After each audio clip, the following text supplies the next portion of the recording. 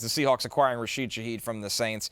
Jay, I know you loved what you've seen from Sam Darnold this season, and Sam Darnold gets even more help. It's incredible. The most incredible thing about the Sam Darnold season is that he's just really JSN. JSN is the only needle mover in that offense in the passing game, and Darnold has still been able to, statistically, the advanced stats, be the best quarterback in football so far in terms of EPA per play, in terms of PFF grade, right up there in QBR, passer rating. And so Rashid Shaheed, who's an excellent wide receiver, who just hasn't had a quarterback. And when he has had, the best quarterback he's played with Derek Carr, when Derek Carr was having his better moments. And to inject him into this offense. With which offensive coordinator? Yeah, with Clint Kubiak. And so who had him in New Orleans. And this offense is built off of taking play action deep shots, and that is what Rashid Shaheed was built for. So I think it's a dream marriage. We'll see. The only concerns are, one, you got JSN, who's been the best wide receiver in the sport of football. Yes, sir. Has been sporting close to a 40% target rate, and you have a very low pass rate over expectation team. At the same time, though, there can be room for more than one guy in the offense, and so Rashid Shaheed is now clearly the number 2 in the pass game.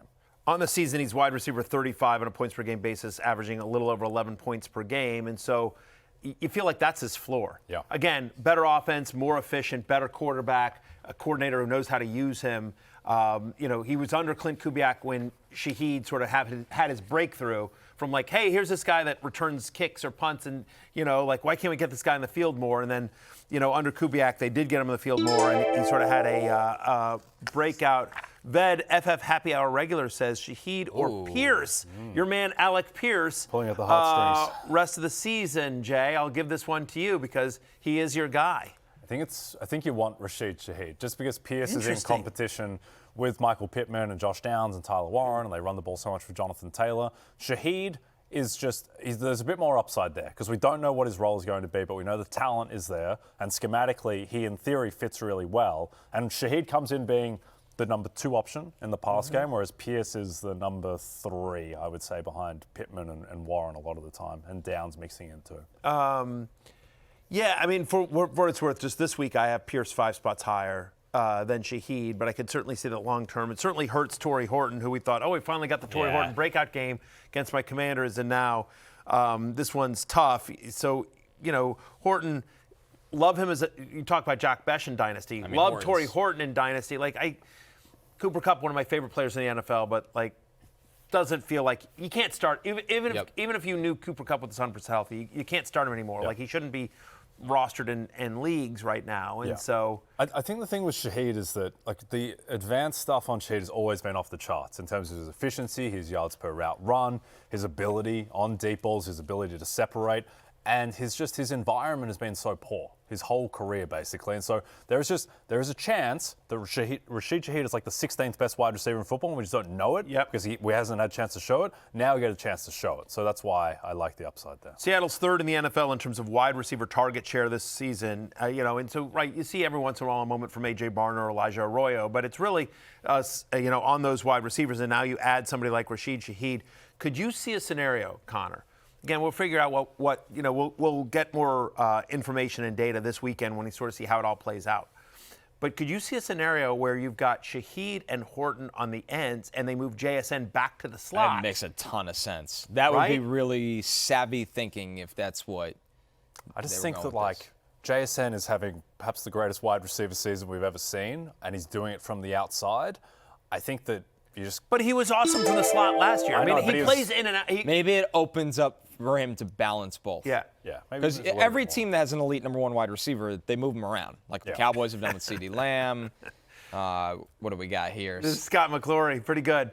JSN will be even more open, if that is even possible. Put his jersey on the wall. We need a Seahawks 11. We need a Seahawks 11 jersey. I like the alternate blue one, too. Seahawks have one of the best alternate jerseys in the sport. Pretty good. Yeah, I got to talk to my friends at Fanatics, see if we can get a JSN jersey here. We absolutely need it.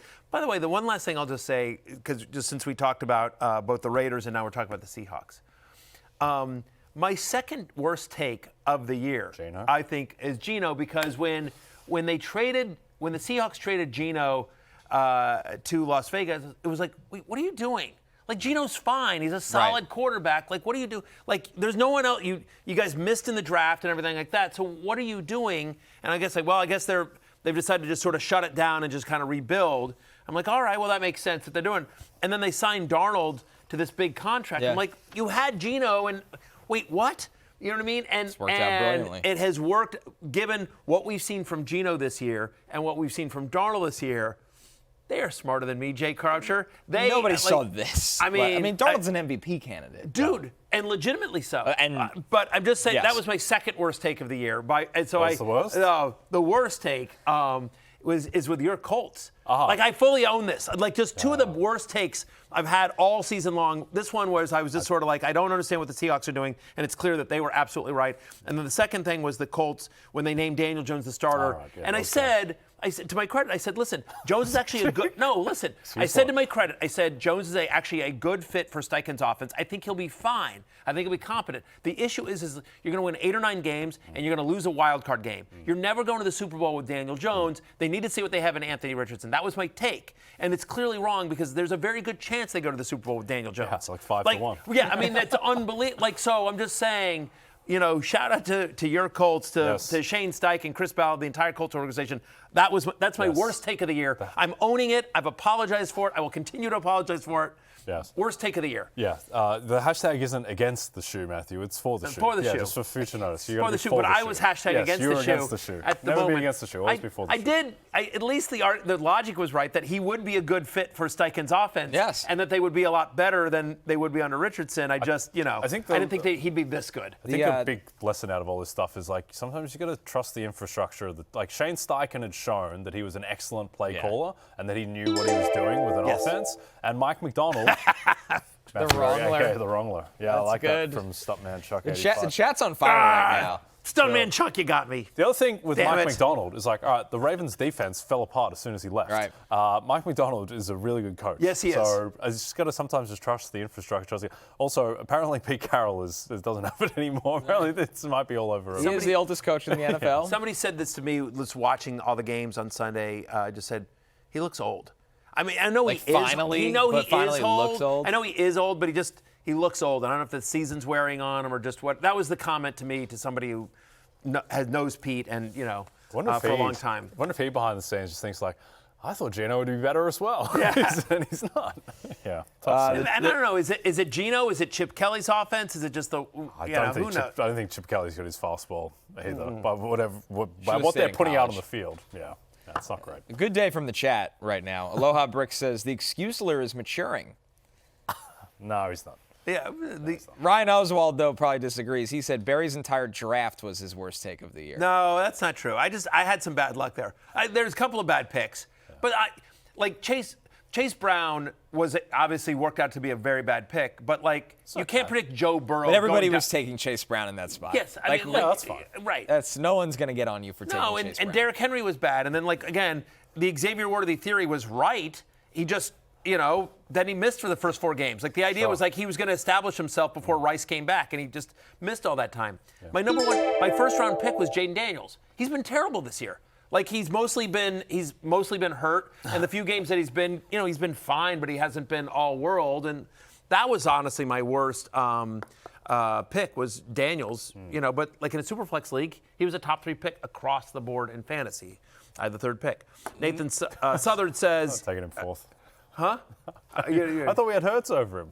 I thought you flipped to Daniels because I said I had Hurts as ranked. I had Hurts ranked 4th, but my argument was that Hurts was the best value because of the way he was going a round later in single quarterback leagues, but in Superflex leagues those are the first 4 picks or 4 of the first 5. Anyway, Nathan Southard says, is Olave now boosted even more with poor quarterback play? I think he is. He's been sort of quarterback proof. Right. Ball has to go somewhere. Right. It can't just be Juwan Johnson. No, I mean, I think it will. So far, Juwan Johnson is the 14th best tight end in points per game. He's got almost a 19% target share. My expectation is he probably becomes the number 2 pass catcher after Olave in this Saints offense. Kamara has done. I will say in our league where there's no one available, I did pick up Devon Vele this morning.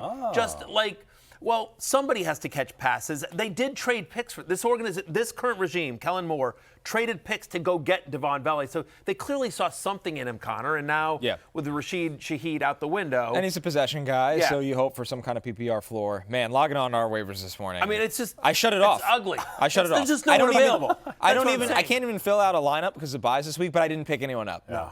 Because I'm not picking up Tyler Higbee for my flex. It's awful. Pop Douglas. I might have picked. No, I wanted Pop Douglas. Oh, right. Yeah, there's a bidding war. Yes, that's Pop how bad it Douglas was. is a There was high a bidding commodity. war in our league for Pop Douglas. There was a bidding war.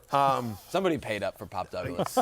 Hey, it's Matthew Berry from NBCSports.com and RotoWorld.com, and I want to thank you so much for watching whatever it is you just watched, or if nothing else, being too lazy to click out of the autoplay after this video started, after whatever it is you actually wanted to watch finished.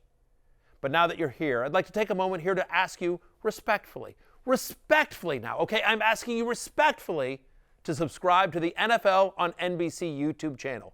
You'll get the latest Roto-World fantasy news headlines, all sorts of great shows, including my own Fantasy Football Happy Hour. So go subscribe now. Again, I'm asking respectfully.